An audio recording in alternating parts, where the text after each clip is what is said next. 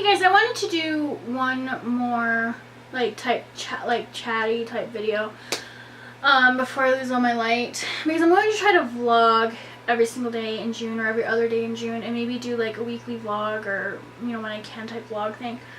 I kind of wanted to preface what's going to happen this month, because I'm actually filming this on May 31st. Like I said, I want to do some vlogging this week. I do, and I don't know when the video about I Am That Girl is going to go up, if it's going to go up before this one or after this one, so I don't know. So I may have already talked about it with you guys, but on Monday, Rio Rancho officer was murdered. He was shot. And this week, his viewing is this week, and then his funeral is on Thursday. I am going to try to, I'm not going to film or vlog in a funeral or anything like that because it's very disrespectful, but I do want to try to film a little bit after, because I want to share with you guys a part of my world, and a part of my world is law enforcement.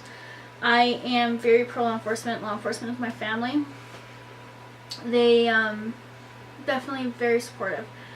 I'm not going to go into the whole law enforcement rant that I just went into in the previous video, but I wanted to show you, or kind of tell you guys my plans for vlogging in June. And I was asked an interesting question on my Instagram, and I kind of wanted to do like a little vlog talk about it. And I am one of the very few bloggers who do not have kids, which is fine. I actually did a blog post that I'll link down below about why I don't have kids. But let me tell you a little bit more about why I don't have kids and why I don't think I will have kids, and some thoughts if you have people who are going through kind of the same thing that I am. I've never liked kids in my life. I hated babysitting. I was never like the girl that wanted to hang out with the kids or play with babies and stuff like that. Growing up, I always said I'm never gonna have kids. I don't understand when women want to have kids. Childbirth hurts. I don't want to do it. I was always that girl. Ask anybody who's known me for a long time. I've always been that girl.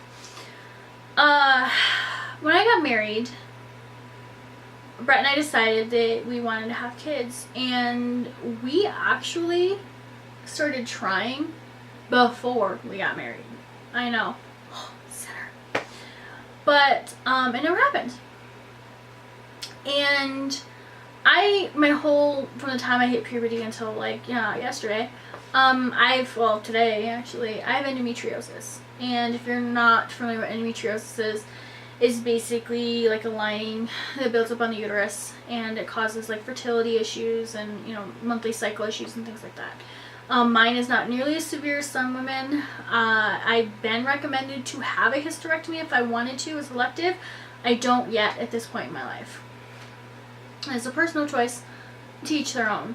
If I had more debilitating pain, I would definitely consider it, and I wouldn't, it wouldn't even be a thought. I would just do it. So, having a history of that, I'm also fluffy. I'm a big girl.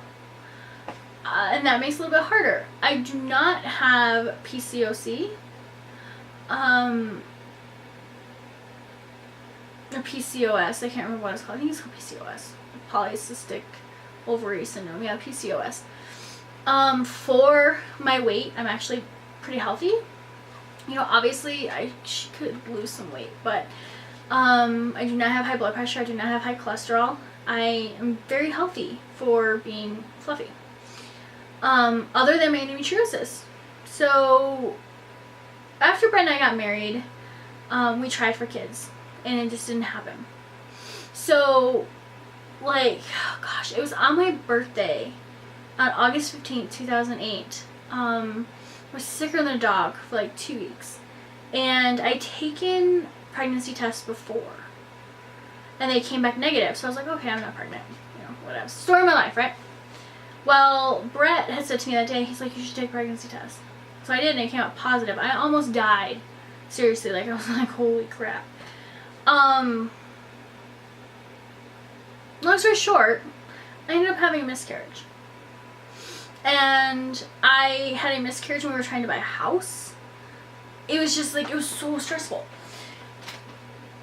I will never forget the look on Brett's face when I had a miscarriage. It's very difficult. It was a very hard time, and I got tired of people saying I'm sorry. I'm like, why the hell are you sorry? You didn't just lose a baby. We never got pregnant after that, ever. So I think we did fertility tests, and he had an issue, but we never had kids. So long story short, years later, we decided that we just didn't want kids. This wasn't for us. We were going to enjoy our life. And I'm not saying if you have kids, you don't enjoy your life. What I'm saying is the path that we were on in our life, we wanted to continue that. We had dogs. My dogs are my kids, my babies. But we never, ever had kids. So I know there's a lot of women out there that are dealing with infertility and miscarriages. And I thought that I would share kind of like what to say and what not to say to a woman who just had a miscarriage or who is infertile. Let them be wonderful aunts to your kids. But also know that when you announce that you're pregnant, it's going to be a little bit difficult for them. Not because they're jealous, because they are very happy for you.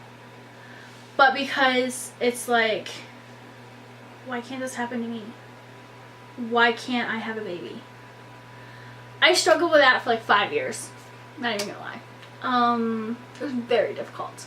Every time my friends would say they were pregnant, I just was like, you know, like, and they weren't even trying. I had one friend tell me how easy it was, and I'm like, but you know, she didn't know. I keep my feelings inside. I don't express them to anybody else. It's my problem. So if you have a friend who's going through infertility or who's had miscarriages and you announce you're pregnant and they're a little standoffish, don't hold that against them, because they are very happy for you. But on the flip side, they're also questioning a lot of things. When I had a miscarriage, everyone telling me that they were sorry for my loss, I'm like, I get it. You know, you're trying to be sympathetic and caring, and I love that and I appreciate it. But you know what? I also want to move on. I hate every single April 3rd. Every single year. I hate the day. And that's because that was my due date. I will never get over that. I will always hate that day. I will always hate September 8th. Or September 10th. September 8th is when I started bleeding. September 10th is when I had the actual miscarriage. I will never like the month of September now. It is what it is. You know, if you have a friend who's had multiple miscarriages, talk to them. Try to get them to open up to you, because I can tell everybody I'm fine. Oh, I'm fine, yeah, it's a bummer. It sucks, it's hard. But inside, you're dying. Because every time you turn around, a friend is saying they're sorry. And, you know, you can't, unless you've been through a miscarriage, it's very hard to sympathize with that pain.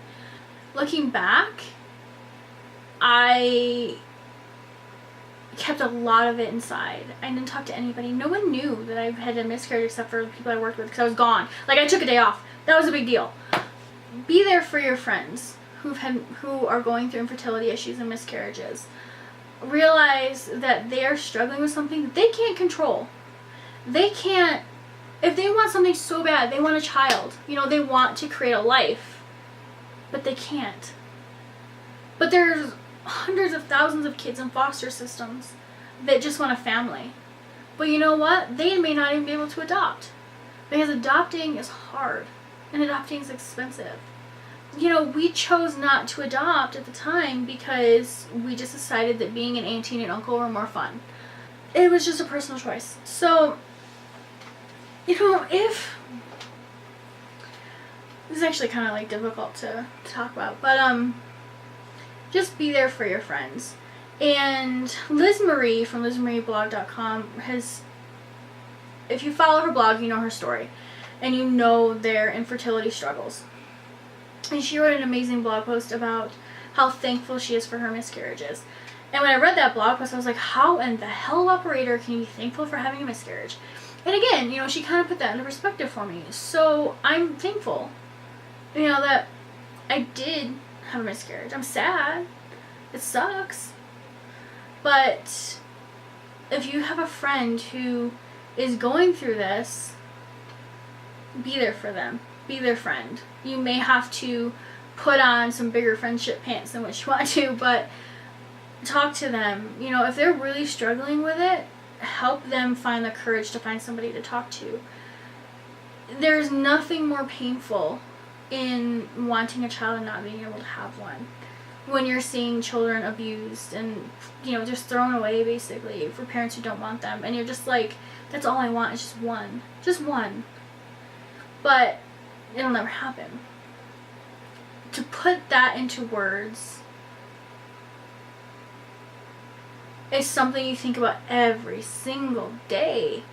You know, now granted, Kathleen Madigan, who's one of my favorite comedians, made this joke about, you know, how families send their Christmas cards. You know, little Timmy just started kindergarten, and little Veronica is a star swimmer, and, you know, Bob just started this big career, and, you know, I'm still staying at home with the kids, and we have our 4th one on the way. And she's like, made me laugh.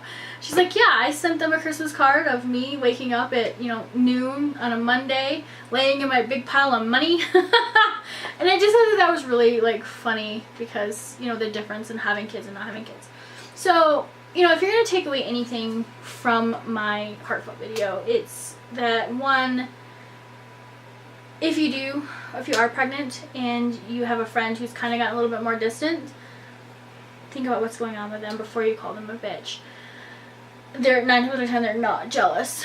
They just don't know how to handle your joy when they have this pain that will not go away, and it will never go away. You know, I see 2008, so 9, 10, 11, 12, 13, 14, 15. 7 years later, I still struggle with this. You know, my family never really talked to me about it after I had my miscarriage, because my family does not talk about feelings at all. The only person that I really opened up to about it was Brett, and I didn't really open up to him about it in a healthy way. Yeah, there's a lot of ums in this video, and I'm a Toastmaster, so I should be like 50 lashes for that. But too. So just, you know, think about your friends when you're having joys in your life, and they may not be able to have those same joys. Talk to them. You know, one of my friends, when she had her baby, she said to me, she said, you're the best aunt ever. I want you to be my kiddo's aunt. I was like so ecstatic for her about that, because I was able to be part of this kid's life. Granted, they moved away. They didn't consult Auntie with that. They just moved. But, you know, there's a lot, everyone has a struggle. And I think the society would be a lot more understanding if the people would be more understanding. So, you know, if you have friends who are struggling with endometriosis or miscarriages or infertility, you know, take some time to talk with them. Find out where their head is at.